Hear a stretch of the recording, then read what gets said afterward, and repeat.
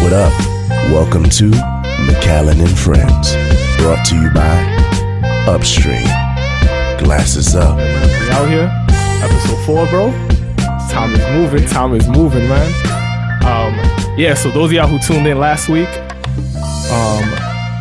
we spoke on sex, commitment, relationship, and probably our most, I won't say controversial, but like our biggest. I would say deepest, a little bit controversial, I guess, or something. But this week, for those of y'all who tuned in, we transitioned into education towards the end, and we told that we got a surprise for y'all. We had a guest coming through.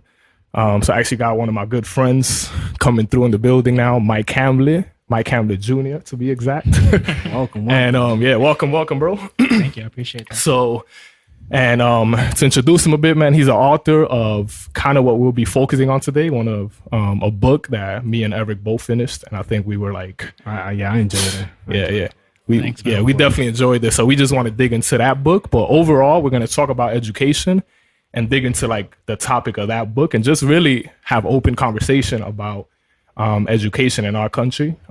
Because if you go back to our vision, it's really opening up these conversations that I think usually are not opened up because people either don't want to talk about it too much and things like that. But nonetheless, let's get to it. So this is Mike Hamlett Jr., author of C.E.O., which is the book is called College is Extremely Overrated, right? That's the exact title. Right. So that's already a good start. And also has his clothing brand, the Bronx Brand, right? Yep. So yeah, man, just welcome. Thank you for coming. You're our first guest. We're super excited for how this vision is going to unfold. I appreciate that. That's an honor. Yeah, First guest, man. So, we only going to keep moving forward from there. But I mean, I don't know how you're going to follow me up, but word, I don't know how we going to do it. Is word. We might have to take a break and regroup. Yeah, maybe like 2 or 3 weeks and then bring somebody maybe else resurrect back. Steve Jobs, Yeah, something like that. I think we'll be all right with that. But man, I really wanted to start a certain way. This is what we had in our mind. So usually we come here and we gave a rundown to Mike Cam, the kind of our vision of how we get into the topics and really how we prepare, not fully conversation because we want to keep it candid and honest. But the first thing, man, is we're going to be talking about education, right? And in the topic of education, your book specifically talks a lot about college education. Yeah, that's right. So before you even get started, I'm going to share a bit and I'm going to let Eric jump in a bit. And I want you to really, I guess, talk a little about the history of college. And then from there, we'll just flow in conversation. But I want to share a bit about my experience really quick, right? Like, I'm excited for this episode because I think these are conversations that I feel like I was afraid to have. Or every time I'll have it, it'll be like on the low. Yeah. Because, like, I dare you talk bad about college. Yeah, you know what I'm saying? So in my mind, I'm like, man, and I got to some situation where I'm like, man, to the point where I was questioning even what I thought about college because I'm like, maybe the only way is college. You know what I'm saying? I went through this, this kind of rhythm in life, this season, I would say in life where I was like really tugging and going back and forth. So I'm super excited because I know like you have a strong stance on the book, but you also within your stance, you open up the conversation to like, what college really is, if that makes sense, not just bash it, but you talk about it a bit. I don't know if you have some thoughts before we let Hamlet come in, but that's kind of overview for me a little bit, So I mean, personally, what I enjoyed about the book was just like how he kind of expressed or he spoke about college for what it really is. He really, really broke down college, the good and the bad. But there were certain things about college that, especially like as I finished, I went to college and I finished college. So, that's good. We don't hear that in college. A lot of the arguments that he's making is like, but people know of them, students know, like, you're going to get out of here, you're going to be in debt or all that ugly stuff. But there are things that they don't really get spoken about. They don't get put at the forefront, like the positive things. The positive things, which to some extent do exist, get put at the forefront. But there's some of those negative things that we really, really don't speak on a lot. So I'm glad that we're going to have an opportunity to do that today. Yeah, man. And yeah, man, I want you to jump in, but I kind of want to read something from your book, and I want to start with this because I'm like, this already hit me hard right away. Okay. I might be jumping the gun, but I'm like, this just hit me hard.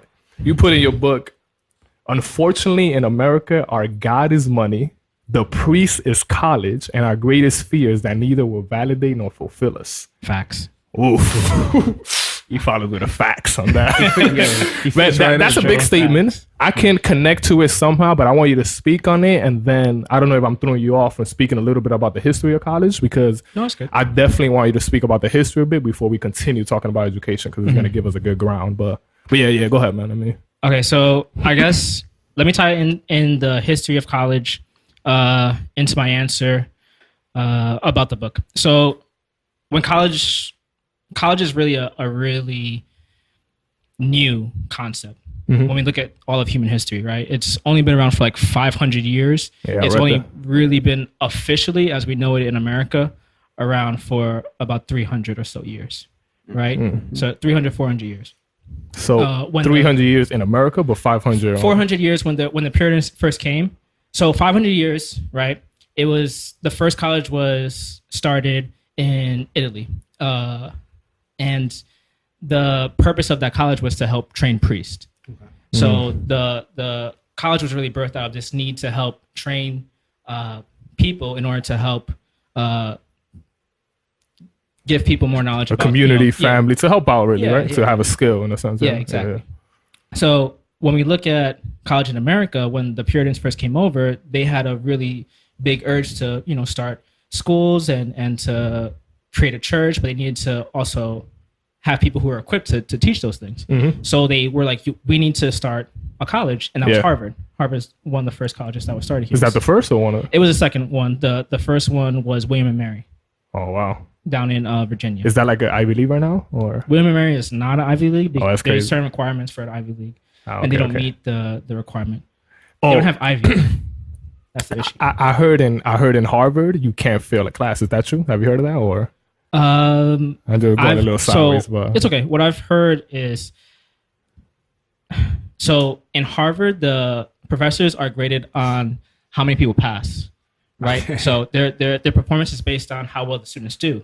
So they're more inclined to pass students and give them higher grades because then it's a reflection of them and their teaching. Cause I heard a story. Somebody who wasn't attending class, but they ultimately got D's across the board because Yeah. they didn't want to like Because fail that them for look that. bad on the professor. That's crazy. But yeah, go Yeah. ahead, continue. Yeah. So when we look at the history of college, it was more to equip people, in particular, towards certain skills and towards preaching and towards lawyers and towards doctors, things like that. They wanted to make sure that the people knew what they were doing when they were, in these fields. Yeah. Now, about what I wrote, that has a lot to do with my view of how people see God, right? So people see God in many different ways, but there's 3 ways that I think the majority of people, no matter what background, no matter what you believe, you're seeing God in these 3 ways, really. And you're seeing God as ultimate, right? So whatever it is that you're striving for, whether it is God himself or something that you've attributed God-like status, you think of that as the end goal, right? That's ultimate. That's the final. That's the above all things. I'm gonna get this, right? I also think of love, right? And love is consistent of time, consistent of energy. It's consistent of your resources. Yeah.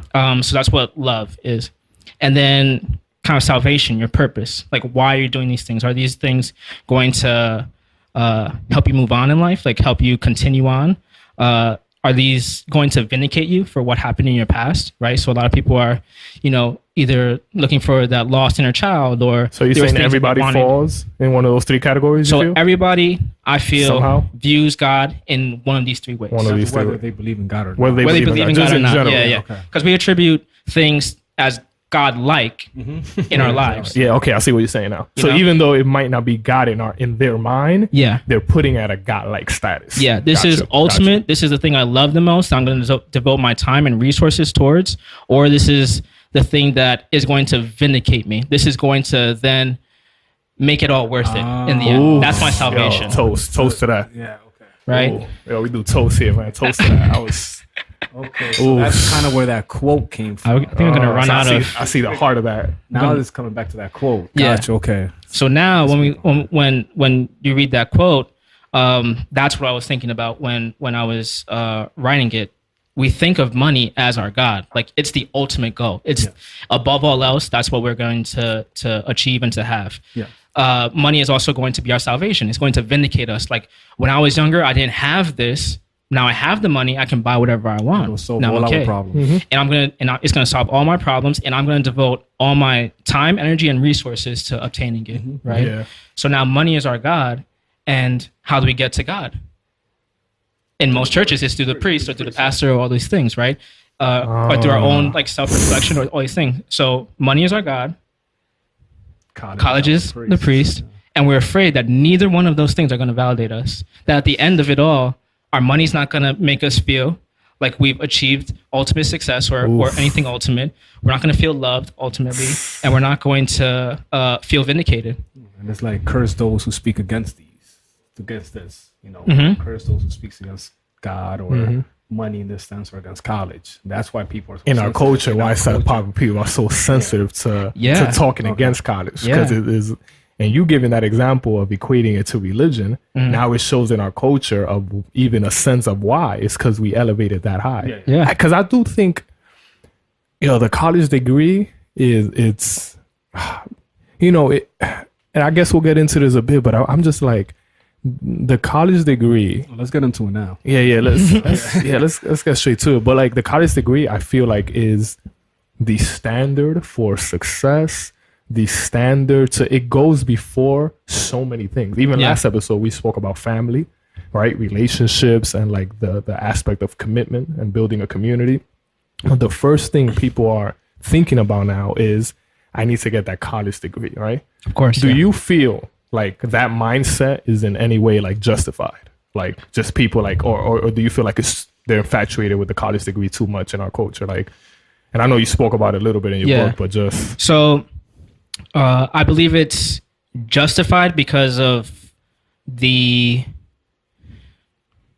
importance it's been placed by society, right? So I can't blame you for the way you feel about college because everybody's talking about it, right? So if everybody is kind of hyping this thing up and saying this is the way, this is the path, and you've seen certain people achieve success through this way, then of course it's justified. Like that, you're only going based on what people have told you and what your loved ones have told you and things like that. Yeah. So it's definitely justified. I do believe that it is overhyped. That's why I named it college is extremely overrated, not college is extremely unnecessary. Okay. I think there are good things and good aspects about college, but I think that is extremely overvalued. Such as what? So what do you mean by that? What are the good? So college is an interesting incubator for when you look at people, right? Yeah. So if you look at a person who may only have a high school diploma and doesn't have a lot of access to certain resources outside of their immediate neighborhood, they are not going to have a more well-rounded perspective compared to someone who has gone to college, who is dealing with people who are outside their neighborhood, who has all these other resources, who can read up on things that they would have never read up on beforehand, all those things, right?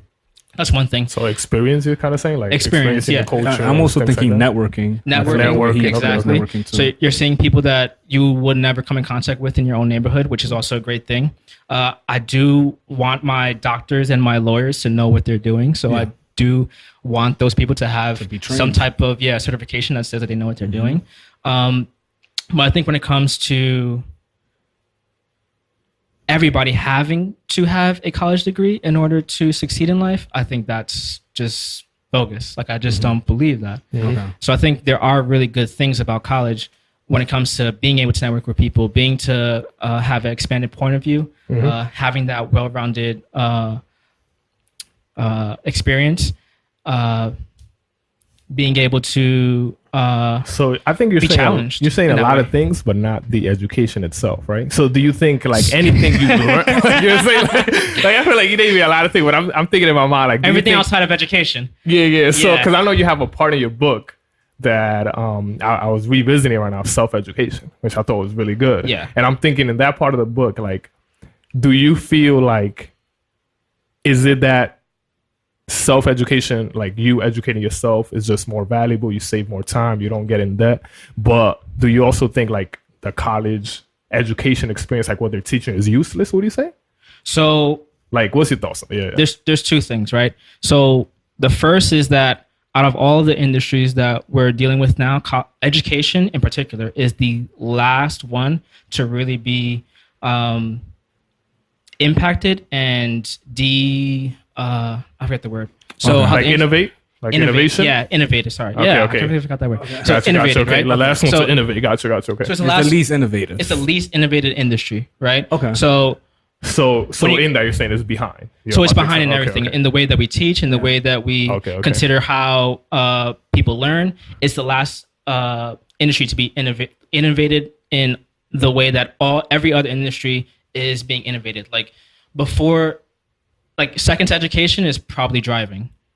You know, like that's like the second one. That's a big thing because driving don't change them. Yeah, driving doesn't change, but for now. Yeah, for now. But I'm saying, but that's the point. Like it hasn't been changing and evolving. You know. Yeah, it hasn't evolved, but education hasn't evolved for the last 400, 500 years. You know, so that's like really something that needs to change, like immediately. So that's one thing. Education. When you say education needs to change, you're saying college education? I think all levels of education at that point need to be changed in the way that we teach children, in the way that we, especially college. Yeah, and especially college because we're investing so much money in it. I think that's really what it comes down to. It's way too much. And then the second one was that. Sorry. Go ahead. You're good. What's the question? Just we're talking about just the college education and like how it is not innovating and it's kind of lagging behind a lot of industries. You were just saying. Yeah, because so for me personally, like when I was reading through the book, there were a few things that I was like, a few questions that I kind of like had because I felt like, you know, the idea of not going to college is great for an entrepreneur. Yeah. But what would you say to, you know, the regular kid coming out of high school, you know, who doesn't have any entrepreneurship skills yet or doesn't have any entrepreneurship ideas? Mm-hmm. Wouldn't the best bet for them be to go to college? I think the best bet for them would to be self-aware. Okay. So, that was it. Self-education. Oof, so get it. When it comes to self-education and education in general, anything, I don't care what it is you want to learn, it's on the internet. No matter what it is, whatever you want to learn, you have access to it on the internet. You just have to Google it. No, I want to say it's proven that we learn easier from others than on our own. No, I mean, yes, I don't think self-education is the prescription for everybody. I think self-education is a really difficult thing, but I do think if you are going to go to college, you should have a better sense of yourself for the amount of money that you're paying in order to really see, okay, I want to study this because I really like this, I'm passionate about this, and then this is going to help me do whatever it is in 5-10 years down the road. We were just talking about this at the house. Like, you know, you just spoke about how college started, right? Mm-hmm. It was priests, and then I think in your book you mentioned about doctors, right? Lawyers, and then it expanded. Now in any given school, there's like over 50 majors. No, actually, said 50. I said 50. But what was the number you looked up right now? 50, we were walking? Yeah. So, I mean, I was reading some New York Times article that said as of 2010, so that was a while ago now, there were 1,500 majors. That's of 2010. Crazy. So right now, 1,500 majors. There's 1,500 majors. So we started off college as being, you know, priests, preaching about the Bible, and then moving on to like certain specific training, certain practices. So now they created 1,500 different practices.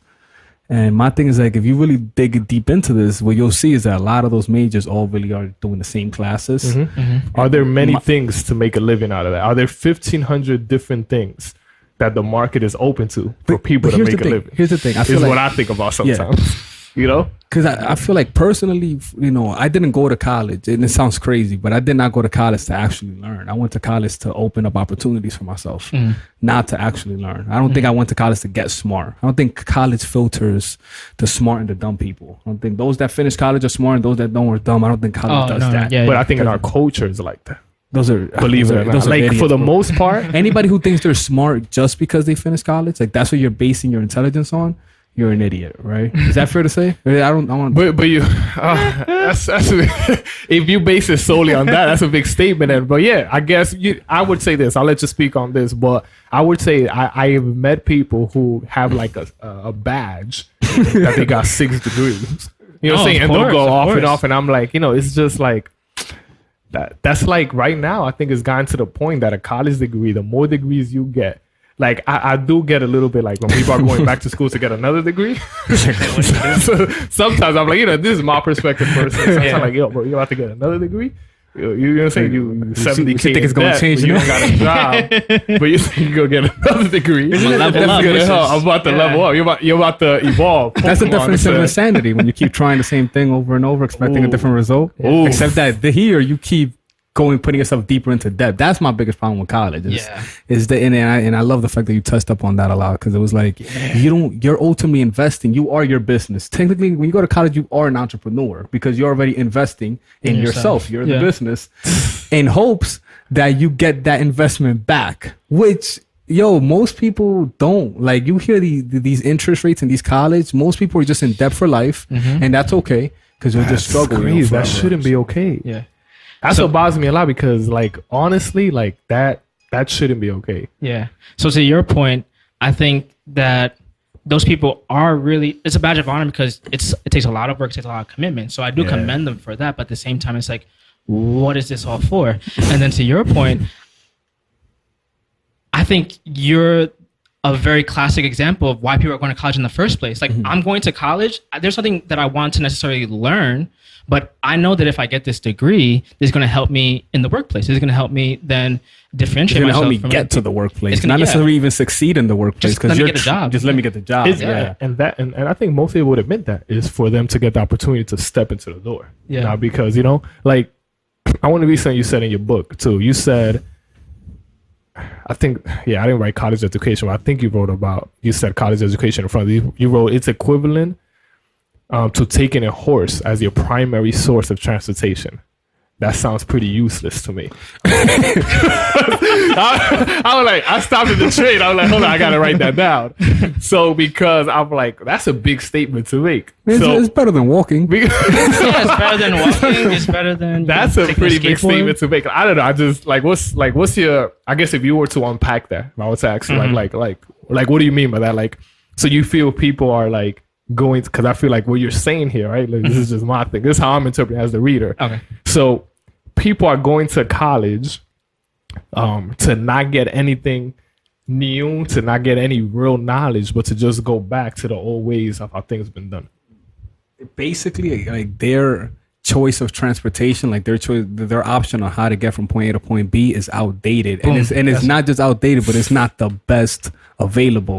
And that's kind of, the fact that it's outdated, I feel like we spoke on that, where it is 500 years old and it's not innovative at all.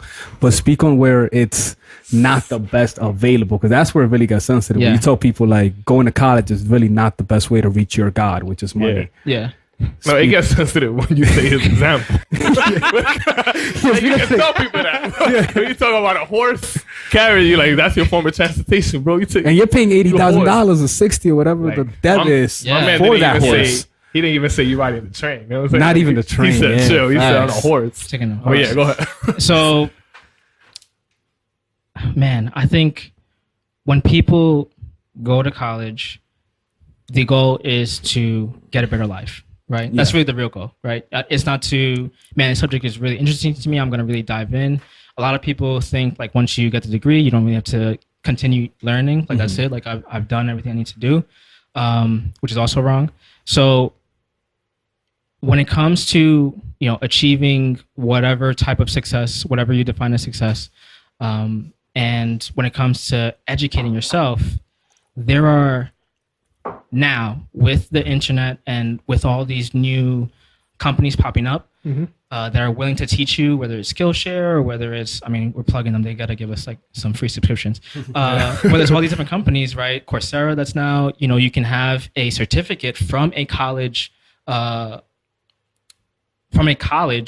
will then say you are certified in whatever subject we're teaching you on this course. For maybe $500, colleges do $600. Now they're doing that. All colleges have certification. I was looking into certification programs. They all have that. So it's like, is it worth it to get the degree when I can be certified and have the same kind of credential in a sense on this subject Go get and pay way experience. less. But here, I'll play a little devil's advocate on that. Even though I am more on your side where college is, it is all good, overrated because it is overrated. But just to that point is that, you know, getting that degree, it puts you in that pool where they use that filtering, where it's like we're only hiring, you know, people with BAs. So therefore, if you don't have a BA, we're not going to consider you. Although you might be more, you know, and a lot of times I'm sure there are applicants who are much more, you know, prepared to take the task at hand. But that filtering process starts with that college education. Yeah. Although, you know, like we said, it doesn't necessarily do a great job at training and preparing, but it does get, which is what everybody wants, their foot in the door, or an opportunity to get their foot in the door at least. That's that's definitely the conversation we had a little earlier about like talking about like it's not usually because like people do use that as the like if you don't have it, you won't even be considered. Yeah. You know, so but yeah. Which I think is terrible when it comes to the job market. Like, so the whole point of, you know, that is to kind of, and when it made sense, you know, 20, 30 years ago, you understood people that had a degree usually went on to more white collar positions, more management positions, and people that didn't went into blue collar positions, had trades and all this stuff, right? As we moved away from that and more towards, you know, everybody just needs to get a degree in order to just get, you know, maybe $35,000 to $50,000 starting. What happens is you're weeding out people that actually may have skills or maybe have a passion to learn in those things, right? From people that, man, I just need to get this job because I got to pay these student loans, you know? So you're actually not getting people who are as engaged in their jobs. In the job, yeah. Right? Just so people who want a good job. That's terrible for the person because they could be spending their time and energy on things that they actually want to do. Yeah. And that's terrible for the employer because now they have to go, not only do they have to deal with this person who isn't interested in this job and may leave in 5 years, now they have to deal with the HR headaches of we got to be on top of this person. If we fire them, now we have to deal with this. Especially in our culture, going from job to job and just and we're also not going to get the best out of this person. So we're not going to do the best that we can as a business to move ahead because this cog in our machine isn't performing the best that it could. Yeah.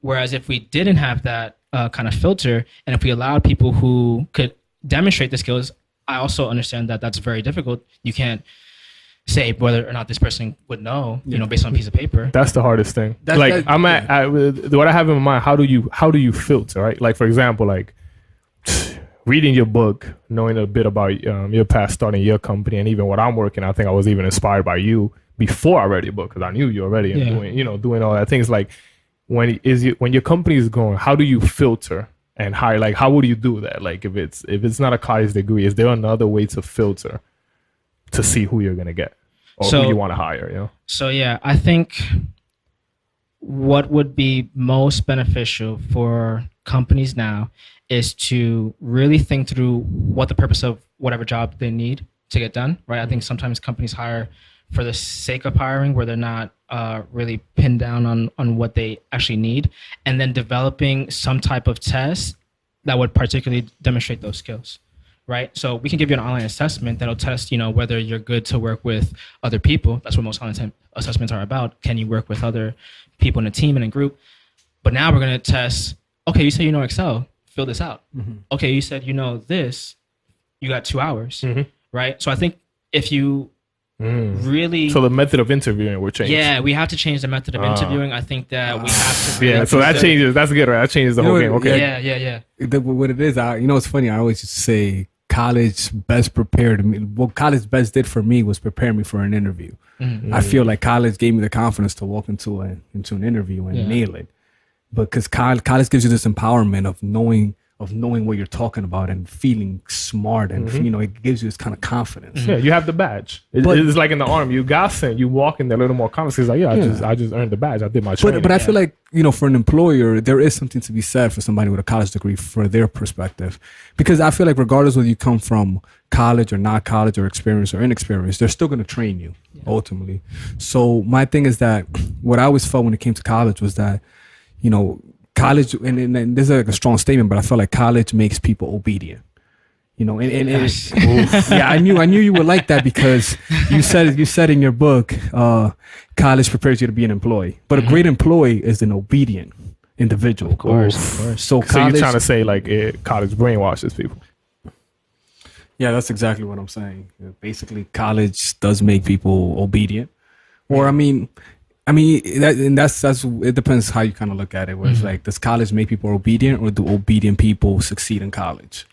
That's interesting. Yeah. Right? Because then we have this like large disparity between cultures of like who succeeds in college and who doesn't. Like, there's like a large disparity between, you know, white and Asians and black and Latinos as far as who's graduating college. But so are we gonna concede that then like black and Latinos are not as smart as those, or is it that maybe those people from those cultures just have a better, you know, naturally just are better equipped for college? And you spoke about the culture a little bit, like their culture are fit for that. So I would say really quick that I think school is set up in such a way that it has a system of building workers. You know what I'm saying? Like when I think of assembly lines, when I think of employees and doing a certain duty, although, you know, not to bash anybody that gets a degree in any way, but just the classroom setting, the form, and kind of like that. So I feel like I would say part of the culture, but also part of how college is what is made to do.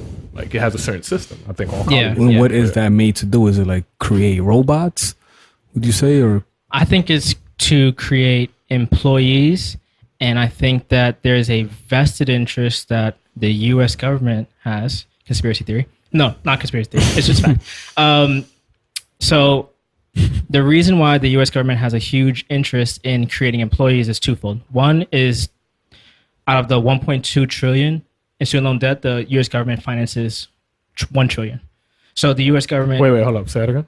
So out of the 1.2 trillion of U.S. student loan debt, the U.S. government holds 1.1 trillion of that. Oh, yeah. So your student loan payments aren't necessarily being made to your college because your college subsidized your education because they went to the government and said, okay, this person can't pay. We're going to get financial aid for them. The government says, okay, we'll give them financial aid, and now you pay us. Okay. So you pay your student loans to the government. So out of the tuition we pay, how much does the government get out of that? So the government, whatever your loan is for, if your loan is through Federal Loan Reserve or all those things, it's always to the federal government. The government pays your loans. I remember you The mentioned government pays that. your But loans you so gave that me, you can go to college. yeah, you gave me a better Right. understanding. I know you mentioned that, but I see what you're saying. Yeah. Okay. And then the other one is that as an employee, you're actually taxed higher than a business.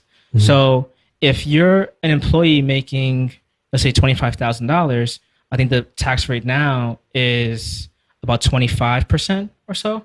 If you're a business, you don't get taxed until you make a profit, and your profit has to be between 0 and 50,000 to even be taxed 15%, I think, or 15 to 20%.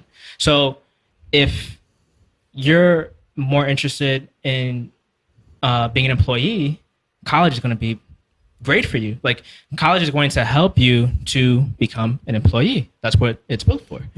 It's not going to help you think outside the box. It's not going to help you think through how to create a business and how to start those things. Because if you start a business, it's not in the best interest for the government for you to start a business or to do things like that. It's not, you would say, like, okay, I see what you're saying with that, but I feel like this country is made for you to build your own business in comparison to a lot of other countries. Whoa, that depends. That's more.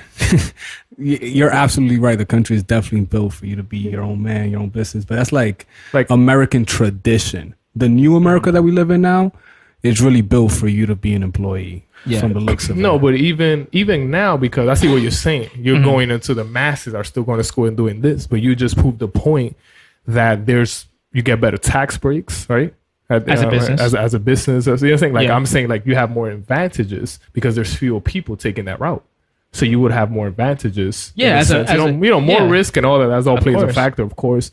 And we can say more difficult, like you mentioned in your book, like the journey to that. But yeah, I feel like it's set up in comparison to a lot of other countries. Like in this country, to own your business, like you get a lot of like advantages to at least make it happen.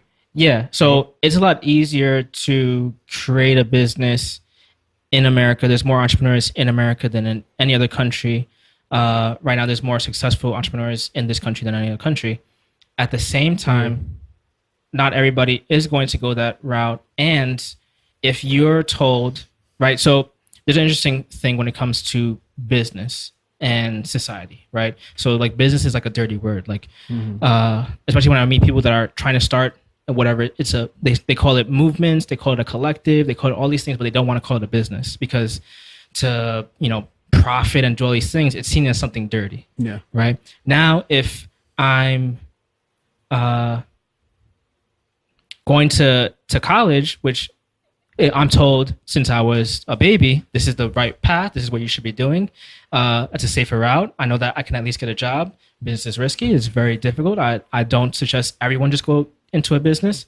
It's a lot easier for me to get ahead, but at the same time, you're being molded into this obedient kind of, I don't want to say slave, but you're kind of shackled into these bonds and to the government where you can't necessarily progress unless you're able to really dive deeper, right? So if you get that advanced degree and if you get this job that makes 6 figures, then I can afford my student loan payments, even though I'm paying now 28%, 35% of my income in taxes. At least now I can afford to keep my head above water, right? Rather than let me instead figure out what I really enjoy, and then I'll go find a job doing that. And then if it's a business that I could develop, I'll do that. If it's just a hobby, I'll do it on the side. But let me find something that I enjoy doing that's not going to cost me $50,000 a year, $60,000 a year, $80,000 a year in order to figure out what I want to do.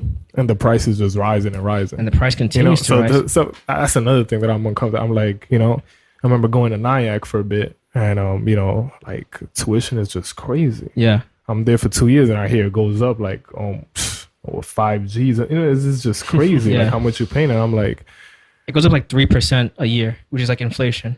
So not only are you, it's going crazy. up at the same rate of inflation. Yeah, so I'm reading here that it says like 60% of millennial graduates say they have no idea when they're going to pay off their student loans. So it's safe to say that there's going to be a lot of individuals who may never pay off their student loans. Yeah. So, and then on top of that, don't know what they're going to do for a living. Yeah. You know what I'm saying? That's even a bigger one for me because you mentioned in your book the mantra, right? And I think what you're alluding to, right, is go to school, get an education, right? Get a good job, And you get success. And follow these certain stuff. And I think like what's so dope about me reading that, I connected it to the vision I'm trying to move forward with upstream, as far as like I feel like people do follow a mantra, right? Whether that be school or do this or that, and then we just lose sight of like stuff we passionate about, risk we should take and unwilling to take. And granted, everybody has different situations, right? Yeah. Families, things, everybody has a unique situation, but I think we're just weighing further and further away from people like living out purposely. Yeah. Whatever that might mean to you, but not even living it out, because that's a journey to find it, but people are not even willing to like want to search for that. They rather go to school and say, hey, I'm gonna study finance. I like numbers. Let me just study for finance. Granted, that might be it. Let's say you are passionate about numbers. But ultimately, I feel like it just robs people from something they want to do on their own, as far as like individually. I'm like, yo, what do you really want to do? What do you strive for? I feel like that's become a cliche now. Like kind of these questions, what would you do if you knew you could not fail type of thing? People are afraid to ask these questions now because they're like, no, I'm just go to school, get an education. Because that's what bothers me. That's an entrepreneur's mentality. I feel like most people, especially coming out of high school at that age, you're not going to have that you're not going to know what to do. A lot of people, most people that graduate college end up working in a field that's not really theirs, because if an opportunity rises from another field, you'll be dumb not to take it. The way the job market is now, especially. So I feel like a job is better than no job. Exactly. Yeah. So you'll take and something. ultimately, you did join college again to open opportunities. What opportunities those might be, you may not know when you enter college, and especially coming out of high school. So I feel like for most people, it's probably best that they, this is what I want to say. I want to say that for most people, it's probably best they end up going to college, right? For most people, because most people are not entrepreneurs. Most people don't have that skill. But then I feel this is where I'm kind of like messed up, because if I say that, then I'm saying that most people should be in debt for the rest of their life. Because most people, when you go to college, you end up in debt, 9 times out of 10. So what then? It's like, what are your options? Yeah. And is your option ultimately to end up in debt just to join that kind of like pool of, of like we said, that the unfiltered, the people that can get into these entry level positions? Yeah, I guess what you're asking to, and then you could come in or here, because I feel like there's two spectrums. One is entrepreneurship on one side, and then I guess like the mantra, which you call in your book, as far as going to school, getting education, doing this. The employee. The employee, yeah. Entrepreneur, employee. what's the in between? Like, let's say like somebody, I don't know, like is there like me? I'm right. Imagine you have somebody. Let's say me. I'm coming out of high school. I don't want to go to college because I saw my brother go through all these steps. Let's say my older brother went through a whole lot of steps. So I don't want to go to college, but I don't have any entrepreneurship ideas. What would you suggest to that person who doesn't want to, basically sell their whole life to debt? Like, what would they? So I guess it's a good point to say that the disclaimer in my book says that it's for people who are I mentioned entrepreneur. That so let me get that out of the Okay. way. So when it comes to either entrepreneur or employee or a person who doesn't feel like they're entrepreneurial, but they don't want to go to college, they want to try something, I think the best advice I could give to, because I don't think everybody's an entrepreneur. It's very risky. It's the most difficult thing you can try to do, and you have a 90% chance of failing. So I think that the best advice I could give you is to figure out as early as you can, which is also difficult, because I think then we have to talk about parenting and how the way we teach kids to take risk and all those things. Figure out as early as you can what it is that kind of motivates you, right? Yeah, it may not be a business, but it's something that like I enjoy doing this. And even if I have to do something that I'm not necessarily in love with, as long as I get to do this in some capacity, then I'll be okay, right? Because I think people end up going to college as a default because like I don't know what that thing is just yet. Yeah. Maybe in college something will trigger that. And I have two things. I'm gonna read off the 3 questions you have in your book, and on top of that, I want to ask you: is there any way that college can help you? Kind of, because there's a lot of people that don't know what they want to do. Yeah. And I'm thinking like, can college help? So these are the 3 things, right? You said ask yourself these questions: what am I most passionate about? Am I skilled at creating something that revolves around my passions? That's 1, right? 2, you said, would I enjoy creating something around my strengths, even when times get difficult? 3, you said, would people find value in things I do / create? And would they pay for it? Yeah. Right? So those 3 questions you can ask before you go to college. And you should. But can college help you figure those things out if you have no idea? Can you go into college and get a glimpse of maybe, all right, taking some classes, doing this to try to help? I think you can. Okay. I think there are ways that you can. Okay. I just don't think that's the best use of your time or money. I think you can figure those things out way in advance. That's the reason why I think it's overrated. So I think it's overvalued because you can figure those things out in college. And there's things that, man, I took this class, this whatever studies class, and man, I really have a passion for this thing, and I'm going to go towards that thing now. And that's great. Yeah, it can spark it. But to be 2 or 3 years in, it's not worth it, which I think is really interesting, the way that state schools are going, which, really quick, 5 to 10 years, watch colleges, top tier schools are going to actually make more money in 5 to 10 years because of what state schools are doing now. So because New York City, right, and the New York State had all their colleges are free if your parents make under $100,000, right? Now that puts pressure on the private schools. No, it's true. It's actually real. No, it's true. I'll take some free classes. Which is good. It's worth it now. Like for people who are now in New York and want to go to college and figure things out, if you're going to go to a SUNY or a CUNY, perfect. Do that. Figure it out. You have that time. You're still young. You have time to recover, right? You can figure out what you really want to do. If you're going to a private school in the city and it's not a top tier school, and I mean like an Ivy League or like NYU or something like that, it's not worth going to that school.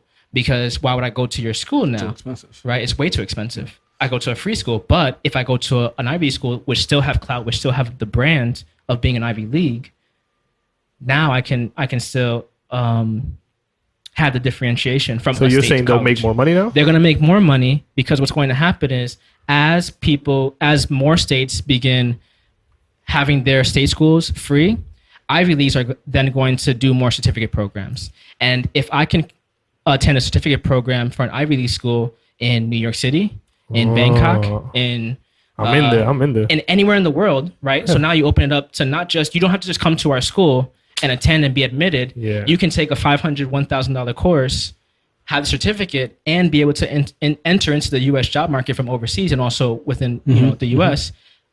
those schools are going to make way more money in 5 to 10 years because of that. Where the private schools who aren't able to offer free tuition are eventually going away. So now you're going to have two tiers. You're going to have the people who are going to state schools for free, and you have the people who are going to the Ivy Leagues either for the degree or for the certificate. So that's going to have do you think that's going to have an influx of people just wanting to go to college now?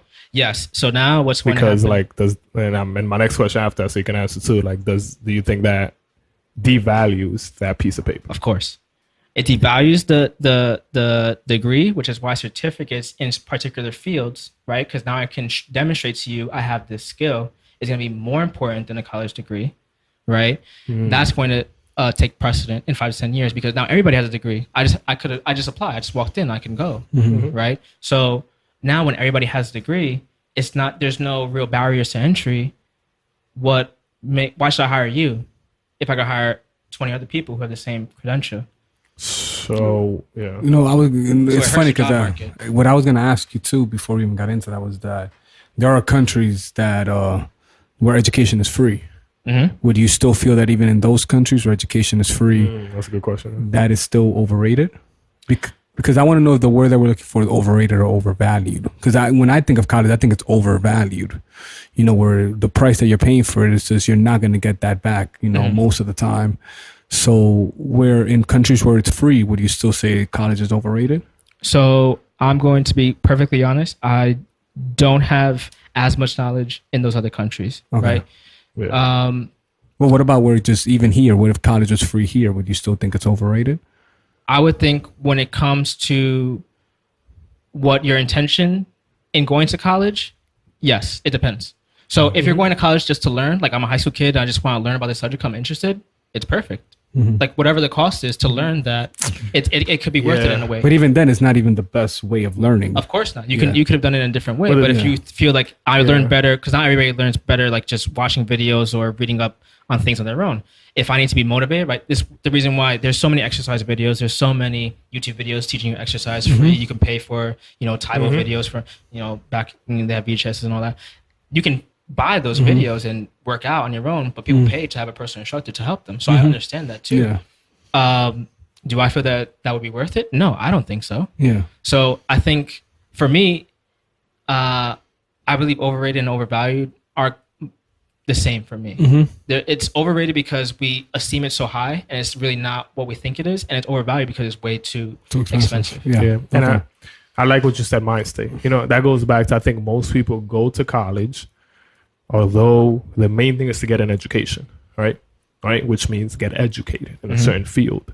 But now I think most people go to college to get a certain degree because they're already thinking about like a job that pays the most rather than anything they're passionate about. Yeah, which so I think most is people terrible. picking their degrees are really looking through the list now, and I've seen examples of this of like what would pay the most, and it makes some type of sense because you want some type of security and stuff like that. But then it strips away the sense of anything you might be passionate about or your strengths. Yeah. What are you just good at? Yeah. But it takes that away and it says, let me pick from this list, do these things to get this job. Passion is stripped away, creativity is stripped away. Yep. And just ultimately, people are just going to wherever, I guess, wherever the government's taking them a little bit. You know what I'm saying? I know that's an extreme statement, but ultimately, you know what I mean? Like wherever like that current is taking them, wherever they want to go. Yeah. So I think to the point you guys were making earlier about like the employee and the entrepreneur, I think for people who are looking to figure out what they want to do, you have to find what fulfills you most. And I think that if you're looking to college to help you find that fulfillment, if you're looking to college to just help you get more money because you find fulfillment in money, I think you're going to be very, very disappointed. And I think that you're going to find out really quick that it's not what you thought it was. Yeah. Is it fair for me to like, and this is the way I always looked at it, like, is it fair for me to say something like, like in America, you either build the machine or you run the machine, and in college you're trained on how to run the machine. Is that fair? That's interesting. Okay, I like that. Yeah, I think that's really true. That was, I mean, if you want to think outside the box, then you're either trained to help consult on the machine too, or you're helped to, all these other things that you could do. Which about is the all, machine. of course, running the machine. Anything you can run running the it and building it. Million different ways to run it. Yeah. But you're not going to learn how to build it in college. Yeah. And ultimately, when you run it, the builder's telling you what to do. And I think that's the difference right there. Yeah. So I think it's also important to note when I had written the book, right? So I started writing the book in 2010. Okay. So it was, I dropped out 2 years, about a year and a half before that. You was in NYU, by the way, right? Yeah, NYU. Cool. Studying electrical engineering. Frustrated, but also I had seen this is on the heels of the recession, right? The stock market crash. So I'm looking at people who have devoted their whole lives to a certain thing and then lose their job. Like they've helped run that machine to perfection.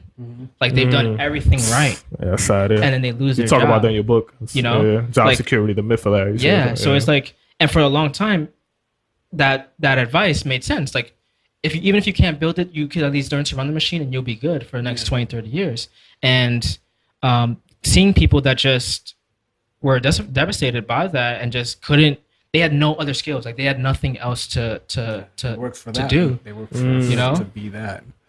Yeah, that's interesting. You said, this reminds me of what you said in your book too. You said, which I found interesting. You talked about an employer, an employee, right, and an owner of a company, right? And I think what you said the owner is more responsible. Of course, right? Absolutely.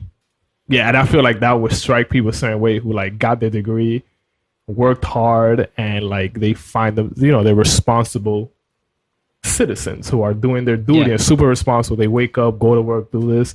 But you say that the owner blatantly is more responsible. Yeah, 1,000%. 1,000%. Okay, why do you say so an employee has the luxury, which is interesting to use that term, luxury of clocking out. Owners do not have that luxury. You are on call for whatever happens in your business 24/7.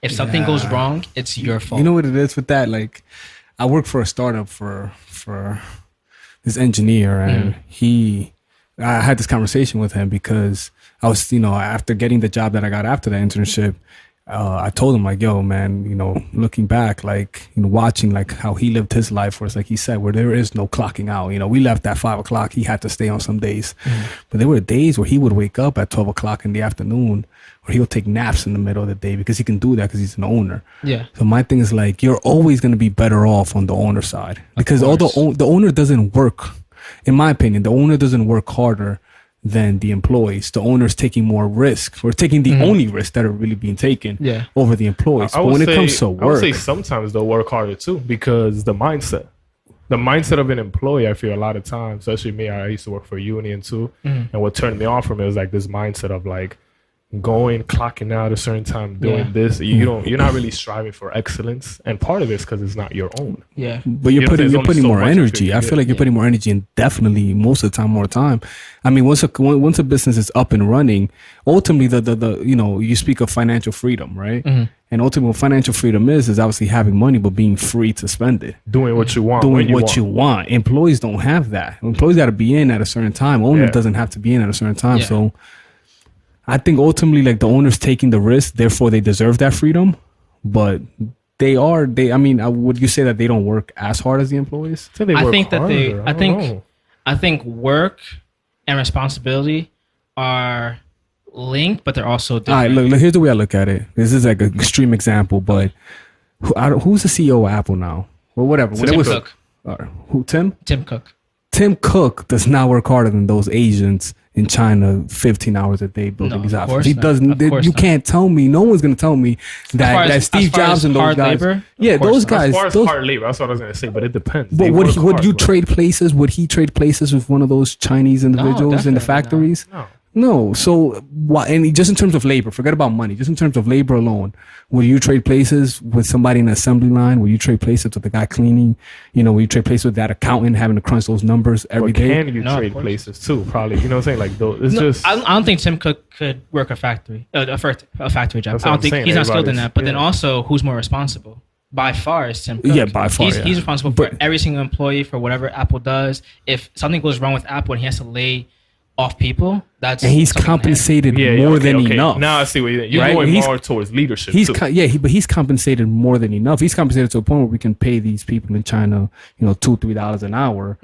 Because he has the power to basically dictate how much they get paid. He has the power to dictate that they get paid low wages and high amount of hours or whatever the case is. So that power, there is some great responsibility with that power, but I would say that the trade-off is worth it ultimately. You'd rather be the one in power with the responsibility than be the one without power. I think everybody, without the responsibility. But are you willing to put in that work?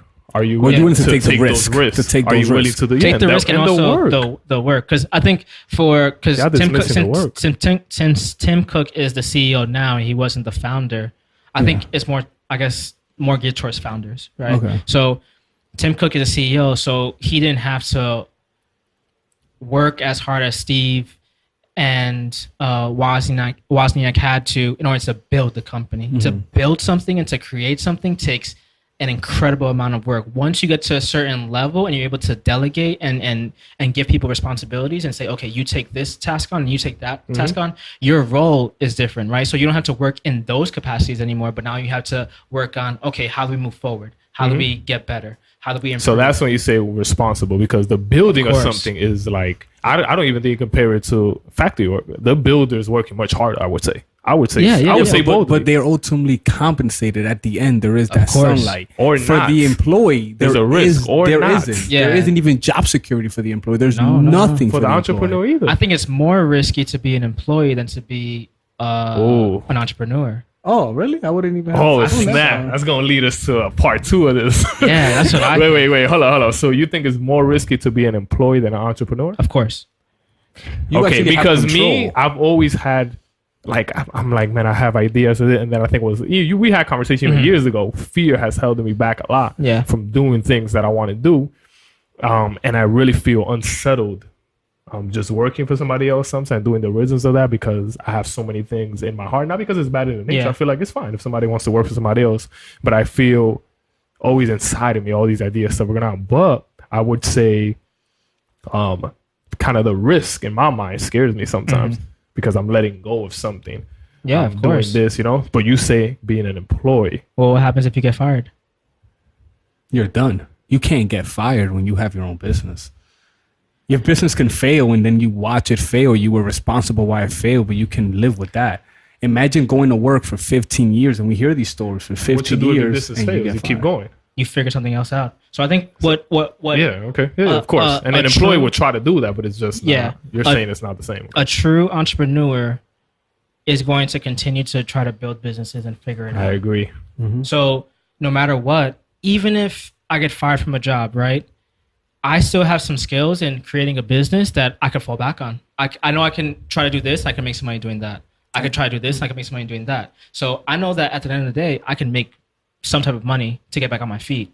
For people who only have a job and that's their only source of income, like they're not investing, they're not, building other types of assets to help, generate income for themselves. Like if you lose that job, that's it. You have one source of income and that's it. You're done after that. Like if you lose your legs, that's it. Like that's the way I look at it. Like if you get hurt, like that's it. Like you're done. Like you don't have anything else to fall back on, to build, to do in order to. As an entrepreneur, you're building off skills. You want to build something. Entrepreneur is not like you find one great idea and you're fine. No. It's more you want to create. And I agree with that. Yeah. Because that's how entrepreneur mind work. I feel they just want to create. They have a next idea, and they just want to continue to work on the next idea.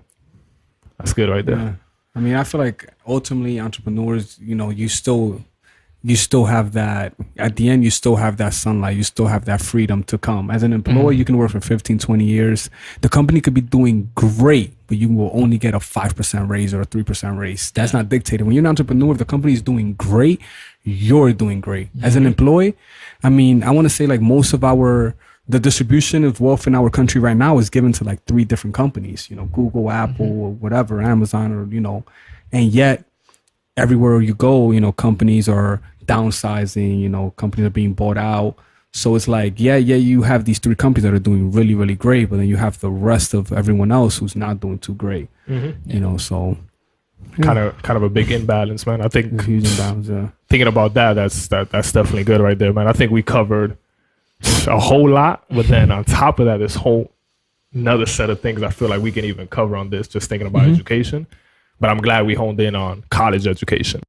Yeah, man. So I really hope this topic encouraged some people to just think about education as a whole, college education, entrepreneurship, and all these different topics we hit on today. But I think most importantly, taking it back to the individual, like we just want to open the conversation up as far as like what education means, right, for you personally, and how to like find that path that says, man, I might be good at this, I might be able to do this, and just move forward in a way that says, let me find out what I want to do, right? Let me find out what I'm good at. Let me find out just really some of my strengths rather than having someone lay it out for you, right? And again, not to say that school as a whole is robbing you from everything you ever wanted, but saying more like, what can we do as individuals? Because I don't feel the solution is school only on entrepreneurship. I think the solution is finding our own paths. But nonetheless, man, I want to say, my man Michael Hamlett Jr., thank you for coming through, man. Blessing us with a little bit of knowledge of your book, repping your Bronx brand, and just coming through and really just sharing with us this. So just want to say I appreciate that, man. First guest, honorary guest. We'll never forget this. But nonetheless, thanks for tuning in, man. This is Macallan and Friends, brought to you by Upstream. Albert Einstein once said, everybody's a genius, but if you judge a fish by its ability to climb a tree, it will live its whole life believing that it is stupid. Ladies and gentlemen of the jury, today on trial we have modern day schooling. Glad you could come. Not only does he make fish climb trees, but also makes them climb down and do a 10-mile run. Tell me, school, are you proud of the things you've done? Turning millions of people into robots, do you find that fun? Do you realize how many kids relate to that fish? Swimming upstream in class, never finding their gifts, thinking they are stupid, believing they are useless? Well, the time has come, no more excuses. I call school to the stand and accuse him of killing creativity, individuality, and being intellectually abusive. He's an ancient institution that has outlived his usage. So, Your Honor, this concludes my opening statement, and if I may present the evidence of my case, I will prove it. Proceed. Exhibit A. Here's a modern day phone. Recognize it? Here's a phone from 150 years ago. Big difference, right? Stay with me. Here's a car from today, and here's a car from 150 years ago. Big difference, right? Well, get this. Here's a classroom of today, and here's a class we used 150 years ago. Now, ain't that a shame? In literally more than a century, nothing has changed. Yet you claim to prepare students for the future? But with evidence like that, I must ask, do you prepare students for the future or the past? I did a background check on you and let the record show that you were made to train people to work in factories, which explains why you put students in straight rows, nice and neat, tell them sit still, raise your hand if you want to speak, give them a short break to eat, and for 8 hours a day, tell them what to think. Oh, and make them compete to get an A letter which determines product quality, hence grade A of meat. I get it. Back then, times were different. We all have a past. I myself am no Gandhi. But today, we don't need to make robot zombies. The world has progressed. And now we need people who think creatively, innovatively, critically, independently, with the ability to connect. See, every scientist will tell you that no two brains are the same. And every parent with 2 or more children will confirm that claim. So please explain why you treat students like cookie cutter frames or snapback hats, giving them this one-size-fits-all crap. Watch your language. Sorry, Your Honor, but if a doctor prescribed the exact same medicine to all of his patients, the results will be tragic. So many people would get sick, yet when it comes to school, this is exactly what happens. This educational malpractice, where one teacher stands in front of 20 kids, each one having different strengths, different needs, different gifts, different dreams, and you teach the same thing the same way? That's horrific. Ladies and gentlemen, the defendant should not be acquitted. This may be one of the worst criminal offenses ever to be committed. And let's mention the way you treat your employees. Objection. Overruled. I want to hear this. It's a shame. I mean, teachers have the most important job on the planet, yet they're underpaid? No wonder so many students are short-changed.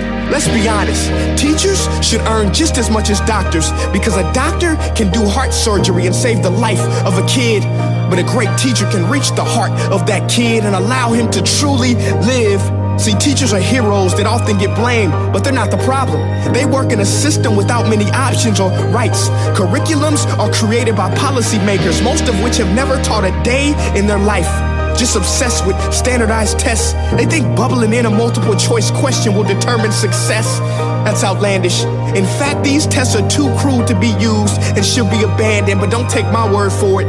Take Frederick J. Kelly, the man who invented standardized testing, who said, and I quote, "These tests are too crude to be used and should be abandoned." Ladies and gentlemen of the jury, if we continue down this road, the results will be lethal. I don't have much faith in school, but I do have faith in people. And if we can customize healthcare, cars, and Facebook pages, then it is our duty to do the same for education, to upgrade it, change it, do away with school spirit, because that's useless. Unless we're working to bring the spirit out of each and every student, that should be our task. No more Common Core. Instead, let's reach the core of every heart in every class. Sure, math is important, but no more than art or dance. Let's give every gift an equal chance. I know this sounds like a dream, but countries like Finland are doing impressive things. They have shorter school days. Teachers make a decent wage. Homework is non-existent, and they focus on collaboration instead of competition. But here's the kicker, boys and girls. Their educational system outperforms every other country in the world. Other places like Singapore are succeeding rapidly. Schools like Montessori, programs like Khan Academy, there is no single solution. But let's get moving, because while students may be 20% of our population, they are 100% of our future. So let's attend to their dreams, and there's no telling what we can achieve. This is a world in which I believe. A world where fish are no longer forced to climb trees. I'll rest my case.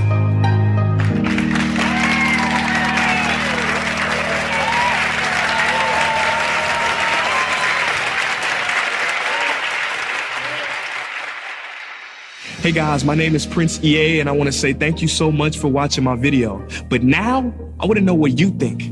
How can we together create a more efficient, effective, and just better future of learning? I want you to visit nestday.com/preorder the future and share your thoughts and ideas on the topic. Peace.